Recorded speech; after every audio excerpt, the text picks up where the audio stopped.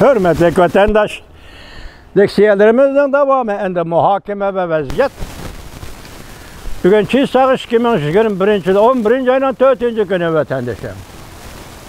Şunu günlerden biz sizlerge leksiyede sözüldük. Prezident Joe Biden neme dedi? Ben Cungo bilen oturda mümkün bulgan toqunuşdun 101'işidin ensirmeymen. Cungo bilen Amerika oturusida mümkün buladigan ihtimalligi bo'lgan toqunuşdun ensirmeymen. Lekin tasodifiy voqealardan diqqat qilishimiz lozim. Sen, men kutib turayotgan to'qinish yuz bersa ensirmeymen. Chunki yoki uning oldini ola olmaymiz, yoki so'zlashalaymiz, yoki to'xtab tur deyalaymiz bir-birimizda. Ammo tuyuqsiz yuz beradigan voqealarga sening tayyorlig'ing yo'q, mening tayyorlig'im yo'q. Shunga ehtiyot qilaylik degan ma'noda Cungo hukumatiga yoki Rais Xi Jinpingga shunday ushur yetkazdi. Masalan, xalqaro 26 qatimliq havo klimat o'zgarishini yig'inida muxbirlarni kutib olish yig'inida vatandaş. Prezident Joe Biden o'zi o'tirg'i chiqib mushundaq degandan qaraganda bugungi vaziyatning Cungoda yuz berayotganligidan ajablanmaysiz. Endi mushundaq paytda vaziyatning jiddiylashiga, mushu darajaga yetganda tunugun, ya'ni yetkazdik sizlarga Yevropa ittifoqidan vakillar umumiy Tayvanga keldi. Tayvanga kelib, hamda odatdagi yig'inlar, odatdagi so'rovlar emas, bu qatam hamda prezident Xi Jinping vakillar umumini prezident mahkamasida qabul qildi. O qabul qilish bilan bu qabul qilish, o ko'rishish bilan bu ko'rishish osmon zamin farqi bor. Prezident mahkamasida qabul qildi chataq. Bu Cungo uchun chataq. Hozir siz qarasangiz vatandoshim, hamda Cungoning oldida ikki yo'l qoldi. Cungo Kompartiyasi va Cungo hukumatining oldi Tayvanga munosabatli ikki yo'l qoldi. Birinchisi xalqaro jamiyatga taslim bo'lish. İkincisi xalqaro vaziyatni ko'rib turib, xalqaro jamiyatning alfozini ko'rib turib tavakkalchilik qilish. Tayvanga o'q chiqarish. Tayvan buzida o'q chiqib, bo'g'izida o'q chiqarish, Tayvan bo'g'izida urush qo'zg'ash. Ikki yo'l, uchinchi yo'l yo'q. Cungoliklar tanlab oladigan uchinchi yo'l yo'q. Birinchisi taslim bo'lish. Xuddi Gorbachev xalqaro jamiyatning besimini qabul qilgandek, Osiyoning Gorbachevi bo'lish, Rais Xi Jinping xalqaro jamiyatning deganlarini qabul qilish yoki Tayvanga tavakkalchilik qilish ikki yo'l. Uning ustiga Amerika Qo'shma Shtatlarining Tayvan to'g'risidagi ifodasi mujmal. Bir kuni ochiq, bir kuni aniq, bir kuni mujmal. Ochiq bo'lishi qo'llayman deganligi, mujmal bo'lishi qo'llash mumkinligi borligi va yo'qligini izoh qilishi. Bu mujmallik hozir Cungoni tamtirtib qo'ydigan intayin ig'ir strategik mujmallik. Cungo hujum qilay desa, Amerika aralashmadi yo'q. Cungo Tayvanga hujum qilay desa, Amerika aralashmamdi yo'q.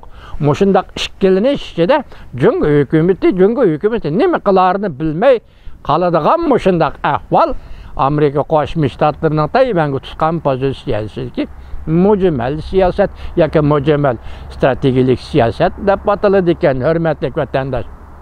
Endi deylik, Cungo hukumati hozir mush ahvoldan qaraganda butun mamlakat bo'yicha harbiy holatga deydi voy yuqorida birinchi darajalik harbiy holatga.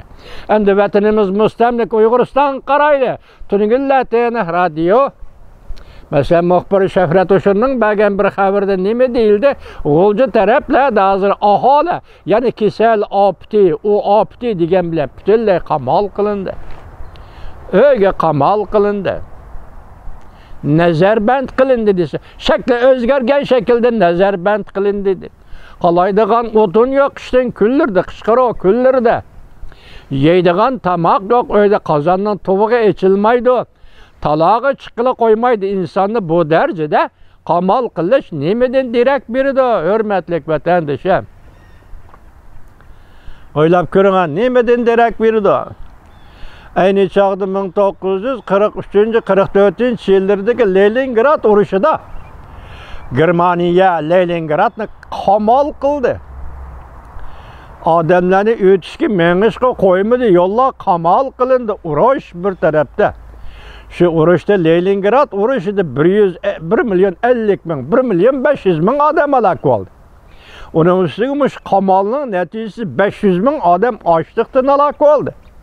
Biz hozir Uyg'uristondagi qamal qilishni, urush arpsi yoki urush tayyorligi davrida Jungo Kompartiyasi Uyg'uristonni muyna qamal qildi deganda jazo lagerini qo'yib turing, turmalarni qo'yib turing. Kasal degan bahona bilan qamal qilish amaliyoti urush davridagi qamal qilish deb atashga bo'lamdi yo'q, vatandosh o'ylab baqqan. Hozir Uyg'uristonni qamal qilishi Xitoyning ayni chaqda Gitlerning 800 kun yoki 3 yilga yaqin vaqt Leningradni qamal qilganiga o'xshash barobar ishdi. Demak, hozir Xitoy o'zicha urush davriga kirdi. Urush qilaman deb, Tayvan bilan urush qilaman deb. Chunki uningda bosh yo'l qolmadan oxirgisi Yevropa ittifoqining parlament vakillari kelib bo'ldi. Tayvanga kelib oldi eng oxirgisi. Ya'ni 11-12 oy ichida nima ishlar yuz berdi siz biz bilmaymiz. Lekin Tayvan Jungo uchun aytganda eng oxirgi umidni tugidi. Ko'rdingizmi? Arliqda bo'lib o'tgan 10 oy ichida bo'lib ketgan siyosatlar G'arb dunyosida, Amerikada va Tayvanga tutgan muomaladagi siyosatlarni ko'rdingiz. Jungo Kompartiyasining endi deganlari bu umidlari Tayvan to'g'risi yo'q chiqdi. Shunga boshda aytdik. 2 yo'l qoldi. Yoki taslim bo'lish, yoki tavakkalchilik qilish. Tavakkalchilik qilish deganda bugun urushga tayyorlik qilish. Bu urushga tayyorlik qilishning oqibatidagi siyosatlarni Jiang Pengshikor nima dedi? Huang Tang de Jingse. Chakana siyosat, bema'ni siyosat. Ondan bugun yana bir obzorcha paydo bo'ldi. Ismi nima ekan desangiz Dakang. Bu odamning so'zini boshdan oxir anglab chiqdim. 1 soatdek nima deydi u? Qiziqcha. Tayvanga hujum qilish, harbiy parxodga askariy qismlarni qachilab menish tugidi, bu zaman tugidi dedi. Bu zaman 40-nechinchi yil, 20-yilning 40-yilidagi Normandiya bilan tugidi, oxirlash, bunda urush yo'q hozir dedi. Askar qachilab Tayvan, bu urush yo'q hozir dedi. Ikkinchisi yana nima dedi demamsiz? Tayvanga hujum qilishga tayyorlanayotgan tayyorlik jarayonini chet el yoki Amerika boshchiligida G'arb dunyosi 60 kun burun bilib bo'ladi dedi. Sen Tayvanga bugun raketa qo'yib beraman, o'q otaman deb qaror qilishdan 30 kun burun Amerika Qo'shma Shtatlari va G'arb dunyosi sening Tayvanga hujum qiladiganligingni bilib bo'ladi dedi. Orliqda 30 kun bor, orliqda 60 kun bor. G'arb dunyosi qarab turamdi sana. Demak, mumkin emas. Dakangning so'zbiyechi aytganda sening Tayvanga hujum qilishing mumkin emas. U demedi, taslim bo'l deb men dedim, faqat taslim bo'lishdan boshqa yo'l yo'q. Gorbachevning yo'lini tutish. Dunyo urushni xohlamaydi, Jungolar apandilar.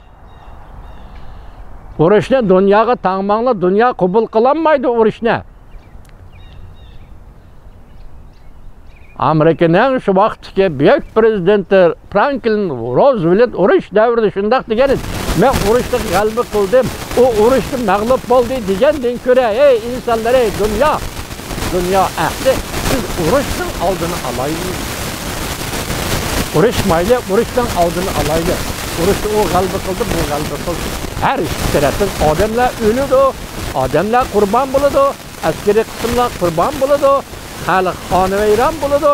Shunga biz urushda g'alaba qildik, o'qildik deyishdan avval urush portlashdan oldini olaylik.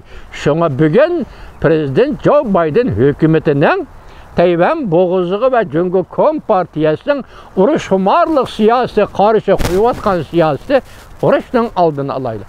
Lekin ko'rib turdingiz ana, butun mamlakat bo'yicha hozir mag'zillarda bulang-talang bir sovet olma yoki yel yemishni tashlatib, talashib mag'zillardagi jidal mushlishlar hayron qolib ko'rib beqing Jiang Pengshikor.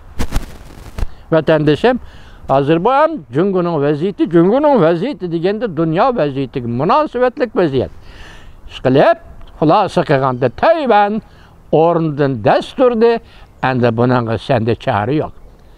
Tayvan keyingi yo'lni qanday bosadi? Bu endi Memleketçilik Uyg'uriston, Tibet, Hong Kong degan masalalarga qanday ta'sir ko'rsatdi deganligi.